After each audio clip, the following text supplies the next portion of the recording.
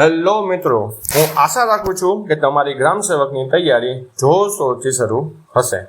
તો સ્વાગત છે તમારું કીટ વિજ્ઞાનની સિરીઝમાં, જે તમારી તૈયારીને સરળ બનાવવામાં ભાગ ભજવશે. આગળ આપણે કીટ વિજ્ઞાનના લેક્ચર મૂકેલા છે, તો પહેલાં તે જોઈ આવજો. આજે આપણે કીટ વિજ્ઞાનની સિરીઝનો લેક્ચર 5નો પાર્ટ 2 જોવાના છીએ.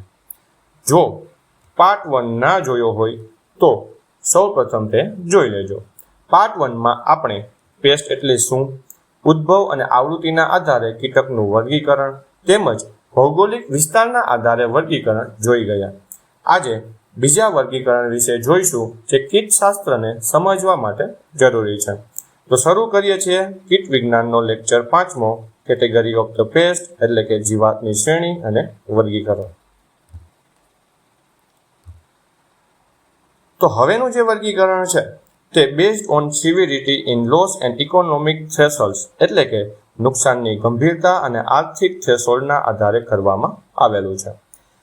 આ જે વર્ગીકરણ જોઈ તે પહેલાં થોડીક ટર્મિનોલોજી વિશે જોઈ જઈએ, જે આપણે વિષય એટલે કે સબ્જેક્ટના આધારે તો છે જ યાદ રાખવાનું, પણ જીવન જરૂરિયાત પણ આ ટર્મિનોલોજી આપણે યાદ રહેવી જોઈએ. જેમાં પહેલું છે જીઈપી એટલે કે જનરલ ઇક્વિલિબ્રિયમ પોઝિશન, જેને આપણે સામાન્ય સંતુલન સ્થિતિ પણ કહીએ છીએ. હવે નામ ઉપરથી જ ખબર પડે કે સંતુલન સ્થિતિમાં જીવાતો હશે. તો જ્યારે જીવાતો આપણા ખેતરના પાકમાં હાજર હોય, ખાતા પણ હોય, આપણા પાકને પણ તે આર્થિક નુકસાન પહોંચાડતા પણ હોય, તે સ્થિતિને સામાન્ય સંતુલન સ્થિતિ કહેવાય છે. ના ખબર પડી, બરોબર? તો એક ઉદાહરણ તરીકે લઈએ. હવે કોઈ પાક આપણે વાવ્યો છે, આપણે કોઈ પાક વાવી દીધો, બરોબર? હવે સાવ જીવાત આવશે એવું તો કોઈ દિવસ બનવાનું નથી, એટલે થોડી જીવાત તો આવવાની જ હોય. આ સમયે જે જીવાતનું પોપ્યુલેશન હોય તે સાવ ઓછું હોય, જે આપણા પાકને નુકસાન પહોંચાડતું નથી. આવી સ્થિતિ હોય ત્યારે આપણે કોઈ પણ દવા છાંટવાની જરૂર પડતી નથી. તેથી યાદ રાખજો કે જીઈપી એટલે જીવાતોનું સામાન્ય પોપ્યુલેશન, જે લાંબા ગાળાથી આપણા ખેતરમાં આવેલું જ હોય છે, પણ તે આર્થિક નુકસાન પહોંચાડતું નથી. ત્યાર પછીની ટર્મ છે ડેમેજ બાઉન્ડ્રી એટલે કે નુકસાનની સીમા. આને ટૂંકમાં કહીએ તો નુકસાન થવાનું નાનામાં નાનું સ્તર જેને આપણે માપી શકીએ તેને નુકસાનની સીમા કહેવામાં આવે છે. આપણે નથી કહેતા હોતા કે ભાઈ તું તારા માપમાં રહેજે હો, તો આને લગતી વળગતી જ આ ટર્મ છે કે આ સમયે ખેડૂતોએ પોતાના ખેતરમાં ધ્યાન રાખવાનું હોય છે કે જીવાતો છે તે તેની સીમામાં રહે, કેમ કે આ સમયે તે જીવાતો આપણા પાકને ખાવાની શરૂઆત કરે છે, અને જો ખેડૂતો તેના પર ધ્યાન ન આપે તો આ જીવાત તેની સીમા ઓળંગી એટલે કે પાર કરી જાય છે અને આપણા પાકને પૂર્ણપણે નુકસાન કરે છે. ત્યાર પછીની ટર્મ છે EIL એટલે કે ઇકોનોમિક ઇન્જરી લેવલ, જેને આપણે આર્થિક નુકસાનનું સ્તર પણ કહીએ છીએ. જો ડેમેજ બાઉન્ડ્રીની ઉપર જીવાત આગળ વધે તો તે આર્થિક નુકસાનના સ્તરે પહોંચી જાય છે. આ એવું સ્તર છે જે જીવાતનું મિનિમમ એટલે કે ન્યૂનતમ પોપ્યુલેશન કે વસ્તી દર્શાવે છે, જે પાકને નુકસાન પહોંચાડે છે. આ સમય જો જીવાતનો આવી જાય તો ત્યારે દવાનો છંટકાવ જરૂરી બની જાય છે. જો આ સ્તરમાં ખેડૂતો ધ્યાન ન આપે તો ખેતરમાં આ જીવાતનો ઉપદ્રવ ખૂબ જ વધી જાય છે. એટલે જ ઘણી જીવાતોનો આર્થિક નુકસાન સ્તર નક્કી કરવામાં આવે છે કે એક પાન પર, આ જે પાન છે તેના પર, કે એક છોડ છે તેના પર કેટલી જીવાત દેખાય કે કેટલી જીવાતનું પોપ્યુલેશન તેના ઉપર દેખાય ત્યારે મેનેજમેન્ટ કરવું એ આ આર્થિક નુકસાનના સ્તર પર નક્કી થાય છે.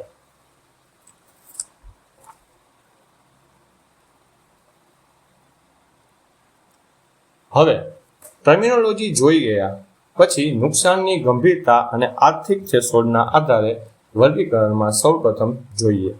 તો તેમાં સૌપ્રથમ આવે છે કી પેસ્ટ એટલે કે મુખ્ય જીવાત.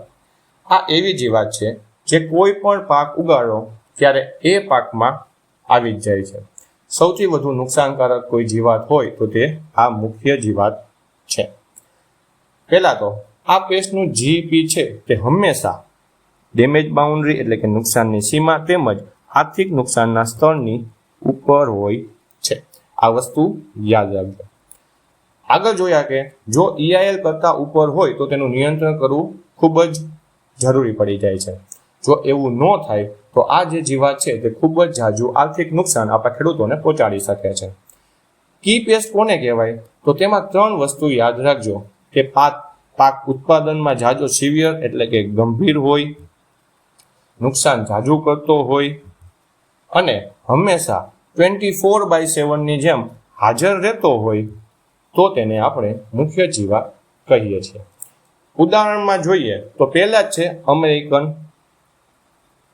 બોલવર્મ, જે આપણા કપાસમાં જોવા મળતી જીવાત છે. ત્યાર પછી છે ડાયમંડ બેક મોથ, જેને આપણે હીરાફૂદુ પણ કહીએ છીએ, તે કોબીમાં હંમેશા આવતી હોય છે. ત્યાર પછી છે કપાસનો બોલ વિવિલ, ચણામાં આવતું ટોડ બોરર એટલે કે પોપડાકોરી ખાનાર ઈયર અને શેરડીમાં આવતા સૂટ બોરર, જે અહીં દર્શાવવામાં આવે છે. આ છે ચણામાં આવતી ટોડ બોરર. તમે જો કપાસ વાવો તો એમાં હંમેશા અમેરિકન બોલવર્મ હંમેશા આવવાની છે, કોટન બોલ વિવિલ આવવાનું છે. જો તમે કોબી કે કુકુરબિટેસીનો કોઈ પાક વાવો તો તેમાં ડાયમંડ બેક મોથ ન આવે એવું કોઈ દિવસ બનશે નહીં. બરોબર છે. ત્યાર પછી ચણા વાવો, ચણામાં હંમેશા પોડ બોરર તમને જોવા જડશે. એટલે આ બધાને આપણે કી પેસ્ટ એટલે કે મુખ્ય જીવાતો કહીએ છીએ. હવે ત્યાર પછી આ જ કેટેગરીમાં બીજા જીવાતનો પ્રકાર છે મેજર પેસ્ટ. આ જે જીવાત છે એ કી પેસ્ટના નીચેના સ્તરમાં આવે છે. કી પેસ્ટ જો ખેતરમાં આવે તો તે નુકસાન પહોંચાડ્યા વગર જતા નથી, પણ આ જે જીવાત છે તેને જો નિયંત્રણ કરવામાં આવે તો નુકસાન પહોંચાડતા નથી. આ પેસ્ટમાં 2 વસ્તુ ખાસ યાદ રાખજો કે એક તો આ પેસ્ટ છે એ 10% કે તેથી વધુ નુકસાન કરીને જાય છે, નિયંત્રણ ના કર્યું હોય તો. અને આનો જે જનરલ ઇક્વિલિબ્રિયમ પોઝિશન એટલે કે સામાન્ય સંતુલન સ્થિતિ છે એ નુકસાનની સીમા અને આર્થિક નુકસાનના સ્તરની નજીક હોય છે. બરોબર. એટલે જીઈપી છે તે ડેમેજ બાઉન્ડ્રી અને EILના સમાન હોય છે. હવે કી પેસ્ટમાં શું થતું હતું કે જીઈપી છે એ ડેમેજ બાઉન્ડ્રી અને EIL કરતાં ઉપર હતું, પણ આમાં શું છે તેના નજીક હોય છે, એટલે કે બરાબરની સ્થિતિમાં હોય છે. એટલે જો તેનું નિયંત્રણ સમયસર કરી નાખી તો કોઈ આર્થિક નુકસાન પહોંચતું નથી, પણ જો નિયંત્રણ ચૂકી ગયા તો કી પેસ્ટની જેમ ખેતરને સાફ કરી નાખે છે. હવે આમાં ઉદાહરણ જોઈએ તો પહેલા તો છે કપાસમાં આવતી ચૂસિયા પ્રકારની જીવાતો, જેમાં છે જેસીડ એટલે કે આપણે જેને લીલા તડતડિયા કહીએ છીએ તે, તેમજ સફેદ માખી જેને આપણે વ્હાઇટ ફ્લાય કહીએ છીએ. ત્યારબાદ ચોખામાં આવતી જીવાતો પહેલામાં જેમાં છે ગ્રીન લીફ હોપર અને બ્રાઉન પ્લાન્ટ હોપર.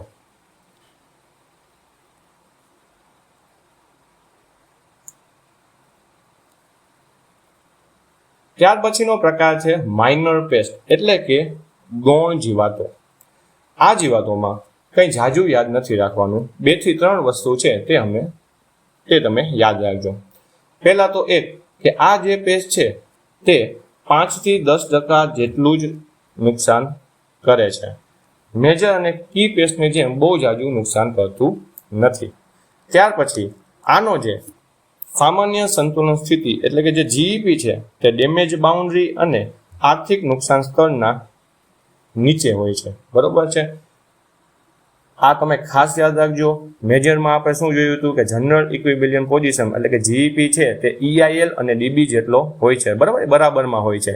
જે કી પેસ્ટમાં જીઈપી એ EIL અને DB કરતાં વધુ હોય છે, જ્યારે માઇનરમાં કે ગૌણમાં જીઈપી એ EIL અને DB કરતાં ઓછો હોય છે.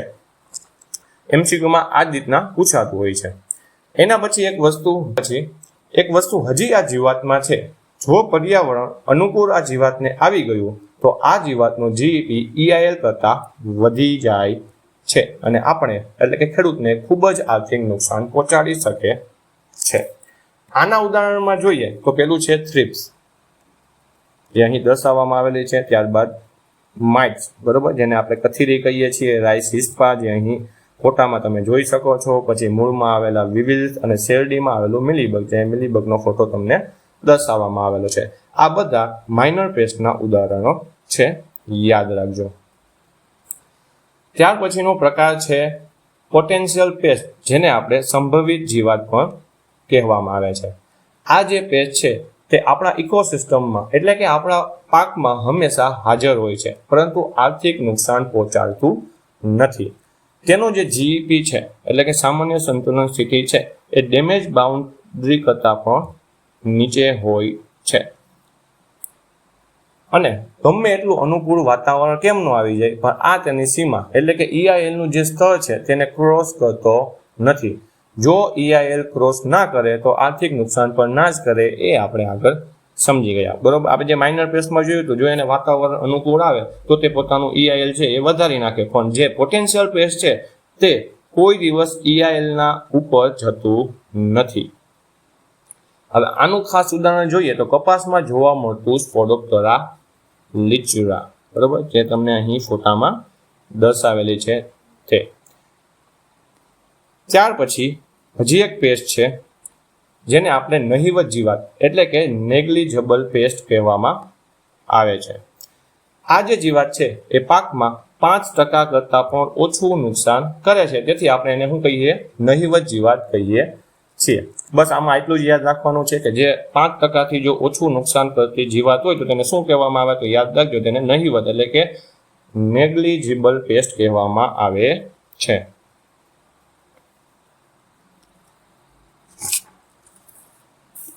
ત્યાર પછીનું વર્ગીકરણ ખોરાક અથવા યજમાન શ્રેણી ના આધારે એટલે કે based on food range and host રેન્જના આધારે કરવામાં આવ્યું છે. આ જે ટર્મ છે ને એ પણ તમને ઘણીવાર પૂછાતી હોય છે. આમાં જે પ્રકાર છે ને હકીકતમાં એક પ્રકારની ટર્મ પણ છે કે જે તમને MCQમાં પૂછાતી હોય છે. એટલે આ ટર્મ ઉપરથી તમને યાદ આવી જાય કે આ જીવાતને આપણે શું કહેવાય છે. તો ચાલો પહેલા જોઈએ કે પેલું છે મોનોફેગસ જીવાત એટલે કે મોનોફેગસ પેસ્ટ. આ જીવાત એવી જીવાત છે તે કે કોઈ પણ એક જ પાકમાં જોવા મળે છે, તેમજ તે જ પાકનો ખોરાક તરીકે ઉપયોગ કરે છે, બરોબર. અહીંયા આપ્યું કે માત્ર એક જ યજમાન છોડ પર ખોરાક લે છે. ઘણી જીવાત શું હોય કે બધા જ પાકોને ખાતી હોય, પણ જે મોનોફેગસ પેસ્ટ છે તે કોઈ એક જ ચોક્કસ પાકમાં આવે છે અને તેને ખાય છે.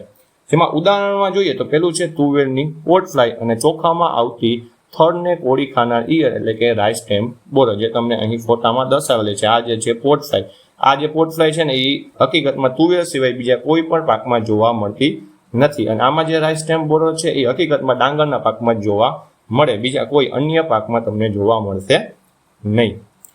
બીજું છે ઓલિગોફેગસ પેસ્ટ. આ એવી પેસ્ટ છે તે પાકની કોઈ એક ફેમિલીમાં એટલે કે કુળમાં જ તે પાકને ખોરાક તરીકે ઉપયોગ કરતી હોય છે. તેને ઉદાહરણ તરીકે સમજીએ તો આમાં આપેલું છે એરિયસ સ્પીસીસ, બરોબર, જે કપાસ અને ભીંડામાં જોવા મળે છે. આ એરિયસની સ્પીસીસ જે છે એરિયસ વિટેલા, જેને આપણે સ્પોટેડ બોલવર્મ, જેને ગુજરાતીમાં ટપકાવાળી ઈયળ કહીએ છીએ. આ જે ઈયળ છે તે તમને કપાસ, ભીંડો, જે માલવેસી કુળના પાકો છે ને તેમાં તમને જોવા મળશે. બીજા કોઈ પણ પાકમાં આની ઈયળ જોવા મળતી નથી. અહીં જે આ ફૂદું આપેલું છે તે હકીકતમાં એરિયસ વિટેલાનું જ ફૂદું છે. ત્યાર પછી જોઈએ કુકુરબિટેસી ફેમિલી એટલે કે કુકુરબિટેસી કુળમાં આવતી ફળ માખી. આ અહીં ફોટામાં તમને જે દર્શાવવામાં આવેલી છે તે કુકુરબિટેસીના કુળના જે પાક હોય, બરોબર, તેના સિવાય કોઈ બીજા ફેમિલીમાં આ તમને જોવા મળશે નહીં. ઉદાહરણો ખાસ યાદ રાખજો, ઉદાહરણો જ તમને MCQમાં પૂછાતા હોય છે. ત્યાર પછી છે પોલીફેગસ પેસ્ટ. હવે પોલી ઉપરથી ખબર પડી ગઈ કે આ બધામાં આવતી જ છે, તોય આપણે એને જોઈએ. આ જીવાત તમને બધા પાકોમાં જોવા મળી શકે છે. તેને કોઈ પાક કે કુળ સાથે કાંઈ લેવા દેવા હોતું નથી. આ જીવાતને શું હોય? ખાવાનું મળે એટલે ખાઈ લેવાનું, જે પાક હોય એને. એટલે આને શું કહેવામાં આવે? પોલીફેગસ પેસ્ટ. આ જીવત ઘણા બધા પાકોમાં અટેક કરે છે અને પાકને આર્થિક નુકસાન પહોંચાડે છે. હવે આનું બેસ્ટમાં બેસ્ટ ઉદાહરણ હોય તો હેલિકોવર્પા આર્મિજેરા, જે તમને કપાસમાં જોવા મળશે, તમાકુમાં, તુવેરમાં, ઘઉંમાં, મગફળી, ડુંગળી, ટમેટા, ચણા, કોઈ પણ પાક લઈ લ્યો તેમાં હેલિકોવર્પા આર્મિજેરાનું ડેમેજ તમને જોવા મળશે. અને આ જે ઈયળ છે તે આ બધા પાકો પર રહીને ખાઈ શકે છે. આજનો આપણો આજે લેક્ચર છે કેટેગરી ઓફ પેસ્ટ અહીં પૂર્ણ થાય છે. જો તમને આ વિડીયો ગમ્યો હોય તો વિડીયોને લાઇક કરી દેજો. તમારા જે મિત્રો છે જે ગ્રામ સેવકની તૈયારી કરે છે તેને આ વિડીયોને શેર કરી દેજો. તેમજ મારી ચેનલને સબસ્ક્રાઈબ કરી દેજો. અને આપણા જે ડિસ્ક્રિપ્શનમાં ટેલિગ્રામની ચેનલની લિંક આપેલી છે તેમાં જોડાઈ જજો, કેમ કે એમાં ડેઇલી MCQ ગુજરાતીમાં જ આવે છે, જેને સોલ્વ કરજો, કેમ કે તે બહુ વધારે જરૂરી છે. બરાબર, તૈયારી કરતા મિત્રો માટે હંમેશા MCQ તો સોલ્વ કરવા જોઈએ. આવી જ રીતના વિડીયો જોતા રહેજો, તેમજ નાના જે કન્સેપ્ટ છે તેને ક્લિયર કરતા રહેજો. જય હિન્દ, જય કિસાન.